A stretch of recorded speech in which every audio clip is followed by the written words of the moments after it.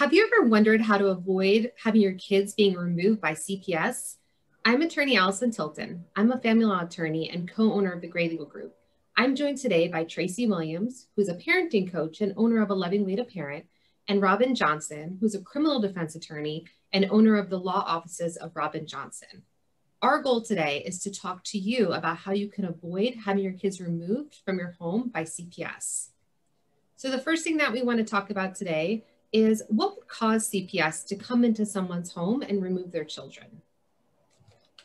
Well, I can answer that as I deal with a lot of cases where CPS has come into someone's home and removed their kids. There are mandatory reporters such as teachers, doctors, nurses, other professionals who, if they suspect child abuse or neglect, they have to call the police. They're mandated to do that. So that gets the police involved and they get CPS involved. And CPS will do an investigation and come to your house. They are looking to see whether the allegations that were given to them could be true, whether there are issues with other children in the house.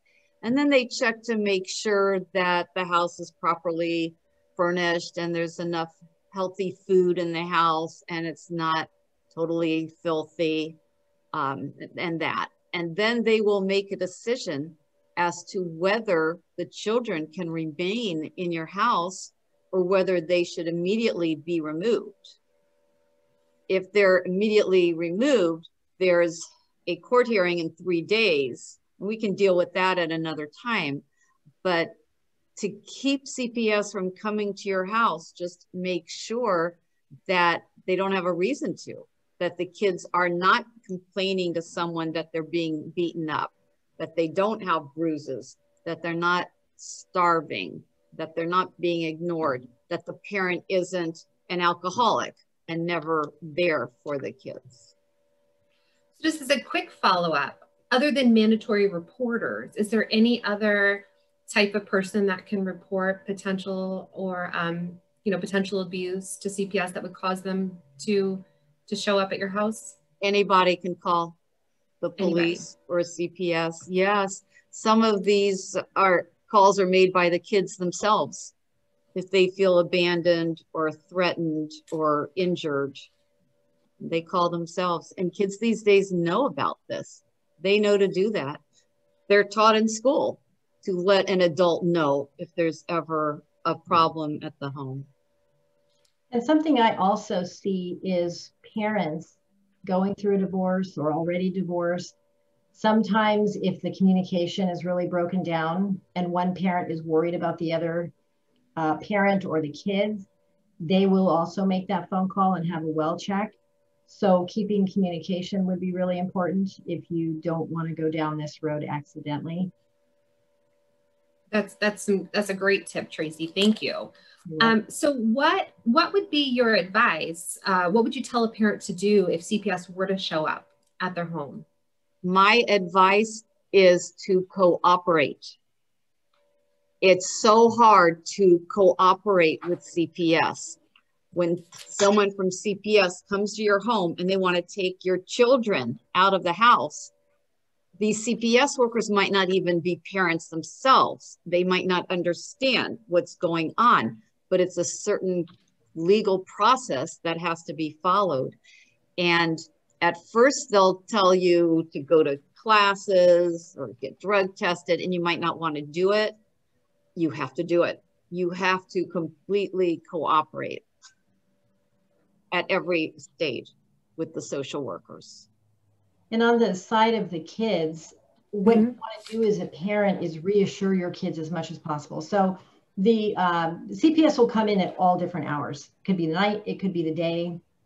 And you want to, I don't know that you're going to even have any time to spend with your kids. So you may be able to say goodbye, you may not be able to say goodbye. But whatever time you have with them, you don't want them to see you in a full panic. You don't want them to see you fighting with these people in the house. They're going to leave with those people. So you need them to feel like we're going to be okay. Mom or dad, they're going to take care of it. So just saying, hey guys, we're going to work this out. We're going to get it all fixed up. You're going to be safe. You'll be okay. Reassure them that they're going to be all right when they leave that house and that you are going to take care of things on your end. You don't want them leaving in a panic because mom or dad are in a panic. And if you have a feeling that CPS might get involved in your life, you should talk to your relatives and see if you can find a relative or even a close friend who could take the kids right away so they don't have to go to a foster home. So make sure you have a list of relatives handy. And these are relatives who don't have issues of their own, like drugs or alcohol or a criminal record. Awesome. So to sum up that, we've got cooperate with CPS, plan if you believe that this could happen, and reassure your kids that everything's going to be okay. Wonderful pointers. So the last question I've got for the two of you is, what tips could you give to avoid having CPS even ever get involved in the first place? Well, on my end, I would say communication is going to be your best friend. So if it's an ex-spouse, keep your communication open. Be talking to them. Let them know when things are going on. Sometimes kids fall down, they get hurt. Let the other parent know so they're not wondering and they're not making phone calls.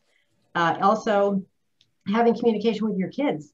If something isn't working with your kids, you want to work that stuff out at home with them. You don't want them making those phone calls. You don't want neighbors or other people making phone calls because your kids are so angry with you. They think they hate you. And now they're starting to create other issues. You want to work those things out and get your relationship back on track. That's really the first place where you can create that preventative approach.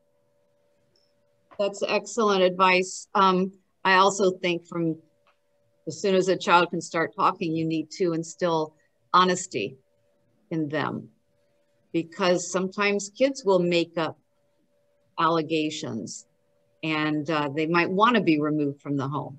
So that's not a good sight. Honesty is best. Such great information. Thank you both so much for sharing this with us today.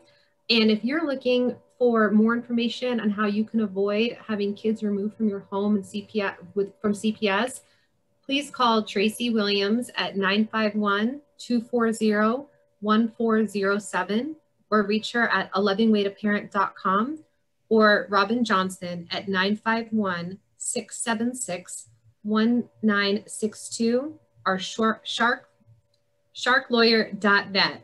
There's additional resources for you online at the Temecula Valley Family Resource Network.com. Thank you so much.